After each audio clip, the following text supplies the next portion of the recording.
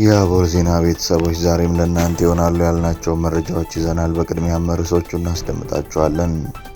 ኢትዮጵያና ህንድ ታላቅ ስምምነት ተፈራረሙ። ኢትዮጵያዊ ቢሊዮነር ሆቴል ሊከፍቱ ነው ተባለ። የኢትዮጵያን የሰው ዘር መገኛነት ያጠናከረ ግኝት ይፋ ሆነ። በ54 ኤሌክትሪክ አገልግሎት ሰራተኞች ላይ እርምጃ ተወሰደ። ከ5000 በላይ የኢትዮጵያ ዜጎች በአዲሱ የአሜሪካ ውሳኔ ተጠቂ ይሆናሉ ተባለ። እንዲሁም የሌሎች ሴቶችን ፎቶ ላይክ ማድረግ ጋብቻን ያፈርሳል ስለመባሉ የምንነግራችኋለን። አብራችሁን ቆዩ።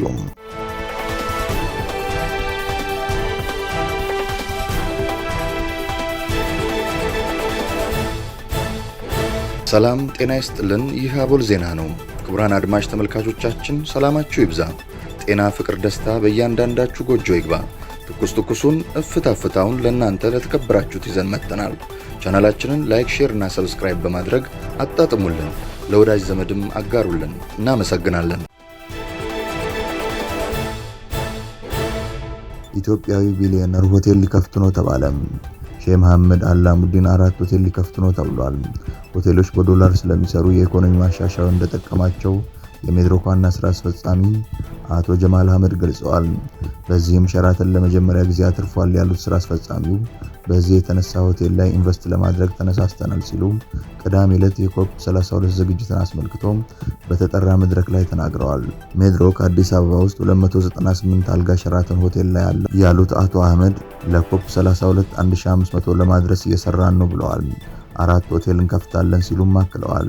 ሜድሮክ ከአፍሪካ ህብረት ጎን በታዋቂው የአሜሪካ ሆቴል አስተዳዳሪ ዊስተን እንደሚመራ የሚጠበቅ ግዙፍ ሆቴል ገንብቶ የመጨረሻ ምዕራፍ ላይ ለመድረስ እጅግ የቆየ መሆኑ ይታወሳል። ከጥቂት ሳምንታት በፊት የተባበሩት መንግስታት የአካባቢ ለውጥ ጉባኤ በ2020 በአዲስ አበባ እንዲደረግ መወሰኑ ይታወሳል። የኢትዮጵያን የሰው ዘር መገኛነት ያጠናከረ ግኝት ይፋ ሆነ። የኢትዮጵያን የሰው ዘር መገኛነት ያጠናከረ ግኝት በአፋር ክልል በጎና መካነ ቅርስ ስፍራ መገኘቱ ይፋ ሆኗል። አዲሱ ግኝት በኢትዮጵያ ቅርስ ባለስልጣን የጎና አርኪኦሎጂ ምርምር ጥናት ተመራማሪ በሆኑት በዶክተር ስለሺ ሰማው እና በዶክተር ሮጀርስ ማይክል መሪነት የተገኘ መሆኑ ተገልጿል። ግኝቱን አስመልክቶ የጎና ቅርስ መካነ ጥናት መሪ እንዲሁም በስፒን የሰው ዘር አመጣጥ ማዕከል ከፍተኛ ተመራማሪና ሳይንቲስት የሆኑት ዶክተር ስለሺ ሰማው ለመገናኛ ብዙሃን መግለጫ ሰጥተዋል።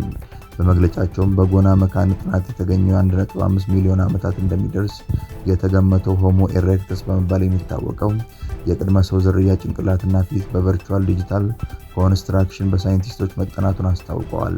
በዚህም ቀደምት የሰው ዝርያዎች ከአፍሪካ ወደ አውሮፓና ኤዥያ አህጉራት ያደረጉትን እንቅስቃሴና ኦልዷንና አሹሊያ በመባል በሚታወቁ የድንጋይ መሳሪያ መጠቀማቸውን በተመለከተ አዲስ መረጃ ማግኘታቸውን ገልጸዋል። አዲሱ ግኝት በአፍሪካ እስካሁን ይፋ ከሆኑ ተቀራራቢ ዕድሜ ካላቸው ግኝቶች የመጀመሪያው የራስ ቅልና የፊት አጥንቶችን፣ ጥርሶችን ጨምሮ የሚያሳይ መሆኑን በቨርቹዋል ዲጂታል ኮንስትራክሽን ዘዴ ለማየት ተችሏል ያሉት የጥናቱን ውጤት አስመልክተውም የራስ ቅሉና የፊት ቅርጽ ከ300 ሺህ ዓመታት በፊት ዕድሜያቸው 1.8 ሚሊዮን ዓመታት የሚገመቱና ለመጀመሪያ ጊዜ አፍሪካን ለቀው ወደ አውሮፓ፣ እስያ ከፈለሱት የቅድመ ሰው ዝርያዎች የጭንቅላትና የፊት ገጽታ ጋር ተመሳሳይነት እንዳለውም ተናግረዋል። አዲሱ ግኝት ሳይንቲስቶች ከ1.8 ሚሊዮን ዓመታት በፊት ወደ አውሮፓና እስያ የፈለሰውን የቅድመ ሰው ዝርያ ከጊዜ በኋላ ከኤስያ ወደ አፍሪካ ተመልሷል የሚለውን መላምት ውድቅ ያደረገ መሆኑን ጠቅሰዋል። ሆሞ ኤሬክተስ በአፍሪካ ውስጥ በአዝጋሚ ለውጥ የአሁኑ የሰው ዘር ግንድ መሆኑን ያሳየና ኢትዮጵያም የሰው ዘር መገኛ መሆኗን የሚያጠናክር ግኝት መሆኑን አስረድተዋል። ሳይንቲስቱ አክለውም የሆሞ ኤሬክተስ ዝርያ ቀደምት የሆነና ኦልድዋንና አሹሊያ በመባል በሚታወቁ የድንጋይ መሳሪያ መጠቀሙ ዝርያውን ልዩ እንደሚያደርገውና የእነዚህ የሁለቱ የድንጋይ መሳሪያዎች ከሆሞ ኤሬክተስ ጋር በአንድ ላይ መገኘታቸው በአርኪኦሎጂ ጥናትን ብዛም ያልተለመደ በመሆኑ የጎናውን ግኝት አስደናቂ እንደሚያደርገው ተናግረዋል። የቨርቹዋል ሪኮንስትራክሽን ስራ ከዓመት በላይ ጊዜ እንደወሰደባቸው የተገኘው የራስ ቅልና ፊት ከሌሎች ተመሳሳይ ዕድሜ ካላቸው የቅድመ ሰው ዝርያዎች የአንጎሉ መጠን አነስተኛ መሆኑን እንዲሁም በጥናቱ ከ300 ሺህ ዓመታት በፊት ከነበሩ ሆሞ ሃቢለስ በመባል ከሚታወቀው የቅድመ ሰው ዝርያ ጋር መመሳሰሉን ጠቅሰዋል። ይህም ከአፍሪካ ቀደም ሲል ከ1.8 ሚሊዮን ዓመታት በፊት ከፈለሱት የቅድመ ሰው ዝርያዎች የፊት ገጽታን ይዞ ሳይለወጥ መቆየቱን ገልጸዋል። እስካሁን በጎና እና በመካከለኛው አዋሽ የጥናት ፕሮጀክቶች የተገኙ የቅድመ ግኝት የሰው ልጅ ዝርያዎች ኢትዮጵያ ለዓለም ካበረከተቻቸው ቅርሶች ቀዳሚ አድርጓታል ተብሏል። ይህም ኢትዮጵያ የሰው ዘር መገኛ ለመሆኗ ጉልህ ማረጋገጫ እንደሆነም ተጠቅሷል። በ54 የኤሌክትሪክ አገልግሎት ሰራተኞች ላይ እርምጃ ተወሰደ። በ2018 የመጀመሪያ 5 ወራት ህዳር 30 2018 ዓ.ም ድረስ በኢትዮጵያ ኤሌክትሪክ አገልግሎት ዲጂታል የሙስና መረጃ ጥቆማ መቀበያ ስርዓትና በሌሎች አማራጮች ከቀረቡ ጥቆማዎች ውስጥ 54 አመራርና ሰራተኞች ጥፋተኛ መሆናቸው ተረጋግጦ እርምጃ ተወስዶባቸዋል። ተቋሙ ተግባራዊ ባደረገው የዲጂታል ሙስና ጥቆማ ማቅረቢያ በቀረቡት ጥቆማዎች መሰረት በ5 ወራት እርምጃ ከተወሰደባቸው ሰራተኞች መካከል 10 የጽሁፍ፣ 37 የደሞዝ፣ 2 ከቦታ የማንሳት፣ 5 ስንብት በድምሩ በ54 ኃላፊዎችና ሰራተኞች ላይ እርምጃ ተወስዷል። ከስራ እንዲሰናበቱ የተደረጉት ሰራተኞች በስነ ምግባር ጥሰት ምክንያት ሲሆን ይህም የጥቆማ መቀበያ ስርዓቱ የፈጠረው ምቹ ሁኔታ ደንበኞች የሚሰጡት ጥቆማ ዋጋ ያለው መሆኑንና የሚታዩ ብልሹ አሰራርን ለመታገል ተቋሙ እያደረገ ያለውን ቁርጠኝነት የሚያሳይ ነው። ተቋሙ ከደንበኞች የሚቀርቡ ጥቆማዎችን ተቀብሎ በማጣራት አስፈላጊውን ምላሽ ለመስጠት ያስችለው ዘንድ የሁሉም ባለድርሻ አካላት ተሳትፎ አስፈላጊ ሲሆን የዲጂታል የጥቆማ መቀበያ ስርዓቱን በመጠቀም በአገልግሎት አሰጣጡ ላይ የሚታዩ የሙስናና ብልሹ አሰራር ችግሮች ላይ ጥቆማዎችን እንዲያቀርቡ ያበረታታል። በ5 ወራት የብልሹ አሰራር ጥቆማ ከቀረበባቸው የስራ ሂደቶች መካከል የአዲስ ኃይል ጥያቄ፣ የኃይል መቆራረጥና አስቸኳይ ጥገና፣ የቆጣሪ ንባብና የቢል ስብሰባ፣ የንብረት አያያዝና አጠቃቀምና ሌሎች ልዩ ልዩ ጉዳዮች ይገኙበታል።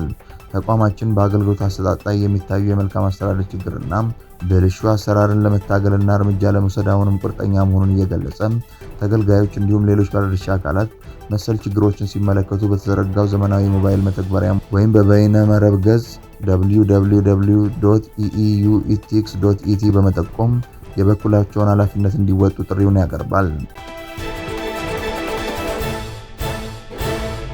ኢትዮጵያና ህንድ ታላቅ ስምምነት ተፈራረሙ። በኢትዮጵያ ይፋዊ የሥራ ጉብኝት በማድረግ ላይ ያሉት የህንዱ ጠቅላይ ሚኒስትር ናሬንድራ ሞዲ ከኢትዮጵያ ጠቅላይ ሚኒስትር ዶክተር አብይ ጋር በጋራ በመሆን 3 ቁልፍ የመግባቢያ ስምምነቶች መፈራረማቸው ተገልጿል። ከ2011 ወዲህ አንድ የህንድ ጠቅላይ ሚኒስትር ወደ ኢትዮጵያ ሲመጡ የመጀመሪያ በሆነው በዚህ ታሪካዊ ጉብኝት በሁለቱ መሪዎች ፊት የተፈረሙት ስምምነቶች በቴክኖሎጂ፣ በሰላም ማስከበርና በንግድ ዘርፎች ላይ ያተኮሩ ናቸው። አንደኛ፣ በኢትዮጵያ ውጭ ጉዳይ ሚኒስቴር ውስጥ ዘመናዊ የመረጃ ማዕከል ዳታ ሴንተር ለመገንባት የሚያስችል ስምምነት ተፈርሟል። ይህ ስምምነት የኢትዮጵያን ዲፕሎማሲያዊ የመረጃ አያያዝ ስርዓት ለማዘመንና በቴክኖሎጂ የተደገፈ ዲፕሎማሲን ለማራመድ ወሳኝ ሚና ይኖረዋል። ሁለተኛ፣ በተባበሩት መንግስታት ድርጅት የሰላም ማስከበር ተልዕኮ ስምሪትና ስልጠና ላይ በጋራ ለመስራት የሚያስችል ስምምነት ተደርጓል። ህንድና ኢትዮጵያ በዓለም አቀፍ ሰላም ማስከበር ተልዕኮች ላይ ትልቅ አስተዋጽኦ ያላቸው ሀገራት እንደመሆናቸው ይህ ትብብር የአፍሪካ ቀንድንና ቀይ ባህርን ጨምሮ ቀጠናዊ ደህንነትን ለማረጋገጥ ያላቸውን አቅም እንደሚያስተባብር ይታመናል። ሶስተኛ፣ በጉምሩክ ጉዳዮች ላይ የጋራ ትብብርና አስተዳደራዊ ድጋፍ ለማድረግ የሚያስችል ስምምነት ተፈርሟል። ይህ ስምምነት በሁለቱ ሀገራት መካከል ያለውን የንግድ ልውውጥ ለማቀላጠፍ፣ ህገወጥ ንግድን ለመቆጣጠርና የኢንቨስትመንት ሂደቱን ለማሳለጥ ከፍተኛ ፋይዳ ይኖረዋል። ጠቅላይ ሚኒስትር ናሬንድራ ሞዲ በኢትዮጵያ፣ ጆርዳን እና ኦማን ያደረጉት ያለው ይህ ጉብኝት ህንድ በስትራቴጂካዊ የቀይ ባህርና የአፍሪካ ቀንድ ቀጠና ያላትን ተጽዕኖ ለማስፋት እንዲሁም የደቡብ ትብብርን ለማጠናከር ያላትን ቁርጠኝነት ያሳያል ተብሏል። በተለይም በሰላም ማስከበርና በባህር ላይ ደህንነት ዙሪያ የተደረገው ስምምነት ኢትዮጵያ በአፍሪካ ቀንድ ያላትን የጂኦ ፖለቲካዊ ሚና ከህንድ የኢንዶ ፓሲፊክ ስትራቴጂ ጋር የሚያስተሳስር እርምጃ እንደሆነ የፖለቲካ ተንታኞች እየገለጹ ነው። ከ5000 በላይ የኢትዮጵያ ዜጎች በአዲሱ የአሜሪካ ውሳኔ ተጠቂ ይሆናሉ ተባለ። አሜሪካ ከሰሞኑ ለኢትዮጵያውያን ዜጎች ተሰጥ የነበረው ጊዜያዊ የህግ ከለላ ማቋረጧን አስታውቃለች። በዚህ ከለላ ስም 5001 ኢትዮጵያውያን የህግ ከለላ ተሰጥቷቸው እንደነበርና 263 የሚሆኑ ተጨማሪ ዜጎች አመልክተው በመጠባበቅ ላይ እንደነበሩ ተገልጿል። አሜሪካ በፈረንጆቹ ታህሳስ 12 2022 በኢትዮጵያ የነበረውን ግጭት ተከትሎ ለኢትዮጵያ ዜጎች ጊዜያዊ የህግ ከለላ መስጠት የጀመረች ሲሆን በሚያዝያ 2024 ዳግም ተራዝሞ ነበር።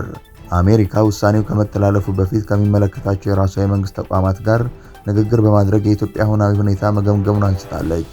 በግምገማው የተዳሰሱ ነገሮች በኢትዮጵያ ውስጥ እየተካሄደ ያለ ግጭት ስለመኖሩም፣ ይህ ግጭት በመኖሩ ግለሰቦች ቢመለሱ የሚያጋጥማቸው የደህንነት ስጋት ስለመኖሩ፣ የኢትዮጵያ ዜጎች ወደ ሀገራቸው እንዳይመለሱ የሚያደርግ ከአቅም በላይ የሆነና ጊዜያዊ ችግር ስለመኖሩ፣ የኢትዮጵያ ዜጎች በጊዜያዊነት በአሜሪካ ቢቆዩ የአሜሪካን ብሔራዊ ጥቅም ስለመጻረሩ፣ ከግምገማው በኋላ በኢትዮጵያ ያለው ሁኔታ እየተካሄደ ያለ ግጭት የተመላሽ ኢትዮጵያውያንን ደህንነት ስጋት ውስጥ ይከታል የሚለውን መመዘኛ እንደማያሟላ ተቀምጧል።